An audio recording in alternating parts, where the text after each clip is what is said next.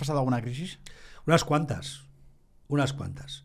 Unas externas y otras internas. La primera interna que yo recuerdo fue cuando me separé, cuando tuve el divorcio, digamos, para que nos entendamos, sobre los 30 años.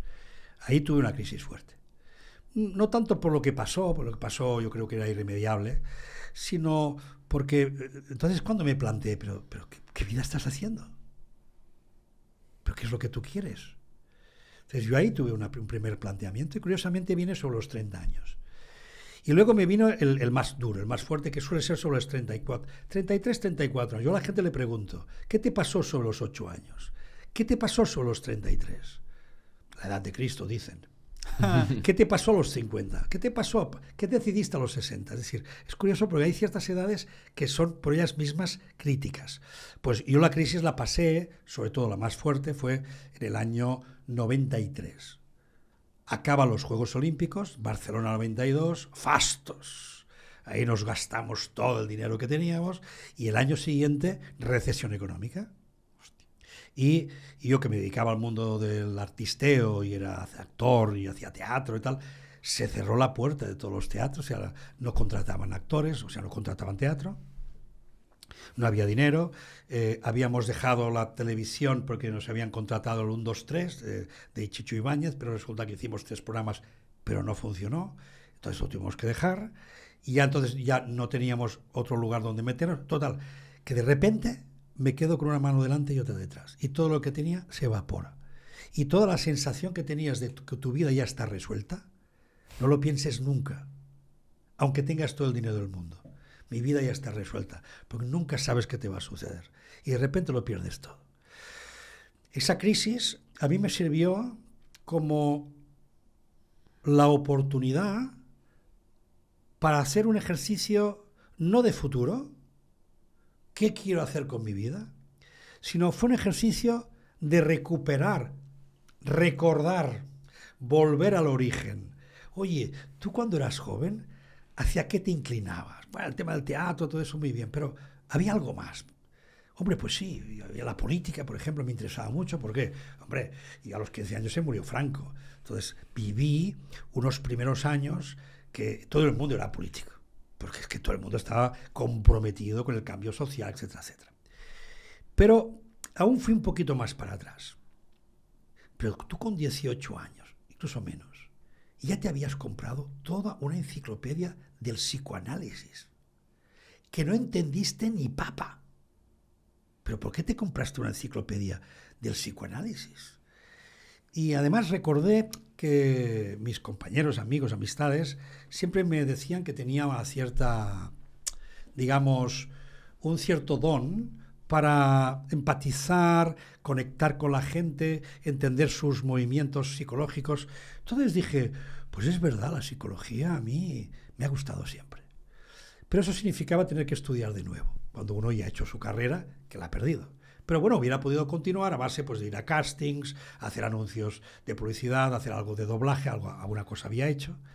Pero no, me incliné por la psicología, entonces tuve que volver a estudiar. Bueno, pero eso me sirvió para que mientras estaba estudiando, a la vez empecé a trabajar en temas de comunicación, porque era lo mío, y trabajando temas de comunicación coincidí con una persona que resulta que le interesaba mucho lo que yo contaba sobre la comunicación y me dijo, ¿podríamos escribir esto en un libro? Digo, pues claro, pues escríbelo. Y escribí un libro que se titula, Ni me explico ni me entiendes. Que por cierto, el mes de marzo se vuelve a publicar, porque es un libro que se ha vendido toda la vida. Ahora llevaba un tiempo parado y por suerte la editorial ARPA lo va a volver a poner en el mercado. Ni me explico ni me entiendes. Y ahí descubrí que era feliz escribiendo, que lo hacía, que tenía don y que además tenía mucha facilidad para contar cosas un poco complejas de una forma más bien simple. Y ahí empezó mi andadura como escritor. Entonces ahí se juntó todo.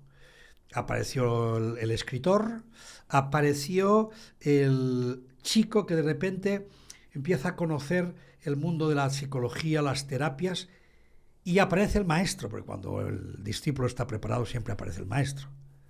Entonces ahí aparece Oriol Pujol Borotao, un venerable anciano, cuando yo lo conocí, que era un jesuita que se había ido a predicar con Vicente Ferrer a la India.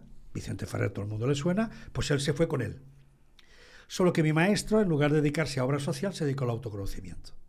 Entonces, él venía una vez al año y durante unos meses hacía cursos de autoconocimiento. Pues yo estuve 15 años a su lado. Entonces, aprendí con él, o sea, me aparece el maestro, me aparece el escritor, me empiezo a dedicar, conozco la programación neurolingüística que en ese momento aterrizaba en España. Es decir, de repente entro en mi mundo. Pero la reflexión aquí está en menos mal que apareció esa crisis. Exacto. O sea, que en cierta parte tiene una gloria dentro de sí misma, ¿verdad?